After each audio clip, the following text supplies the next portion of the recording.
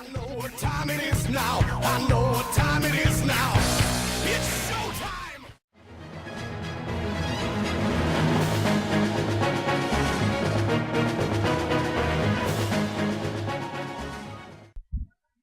What is up, guys? This is Weezak7 of Weezak Games, and this is my third and final part of the character creation walkthrough that I'm doing with my custom sheet. We're going to go through some of the other tabs that I didn't really touch on very much, starting with the Animal Companion tab. This one is sort of a cross between the Familiar and the Standard Character tab. You will fill in all of the stats for your Animal Companion, like you have the base stats. You have the base stats up in the upper left corner here that you'll have to fill in like you did for your character. The skills still need to be filled in. You have to fill in the size. Make sure you fill in the size. That's important. You will be able to write down any of its special tricks and any of its feats here. However, the difference being is that you can type in the total level of classes that give you this. For instance, if I was a 15th level druid, and then you will see that there have been some change. It includes some changes. For instance, it increases the strength and dexterity appropriately. It puts your bonus armor class in this square, whereas your pet's natural armor. Your bonus natural armor from being an animal companion goes here, whereas the standard version's natural armor in the monster manual goes here. For down here, you can mark down whether you can type down its attacks, whether it's claw, slam, bite. We'll put in bite. As you can see, everything fills in right here. If this is your only attack, you leave it like that. If not, you put 0. And it fills in the damage and attack bonus appropriately. As you can see, it marks down what special abilities your pet has got, how many bonus tricks it knows, etc. So it's basically like a familiar, it's just that you have to fill in the base stats and some of the other things on your own. The next thing that we are going to go to here is the psionics page, which is sort of like a very watered-down magic page. You can mark down whether either of your two classes at the main page, that would be these two,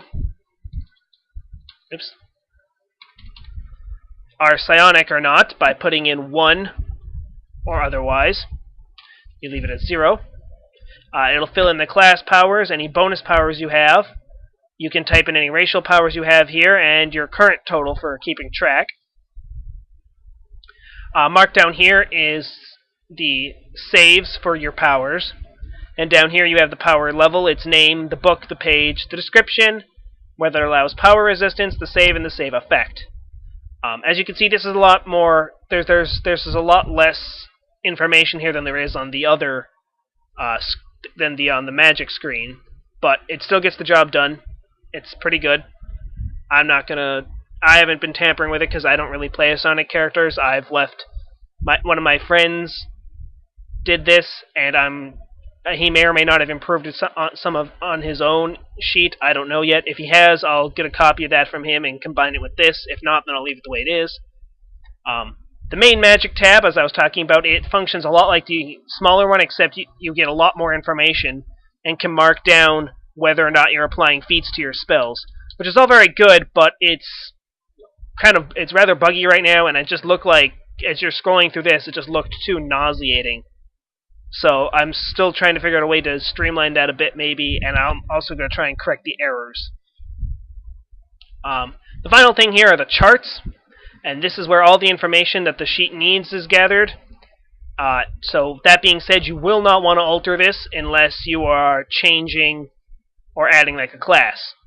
And if you add a class, for instance, let's say we're just going to add insert. We're just going to add class. Just class. And if you add a class, the first thing you want to do is make sure these indexes are sequential, because if they're not, all the lookup functions will not work properly. Make sure that you add that to every one of the tables. For instance, you will add it to the hit die table. You will add it over here to the base attack table. You'll add it down here to the fortitude save table, to the reflex table, the will save table, the power points table, the highest spell level table, and the mana points table. And make sure that, and if you are adding it there, it absolutely has to be in the same location for all of them. In this case, the third one down. If it is not, then all of these search functions will be screwed up. Most of these tables are pretty self-explanatory. The base attack for the class as it levels up, the fortitude save as it levels up, the reflex save, etc. This is how many power points it has as it levels up. This is the highest level spell that they can cast as they level up. This is how many mana points they have as they level up. For those of you who are curious how my mana system works, this table explains it right here.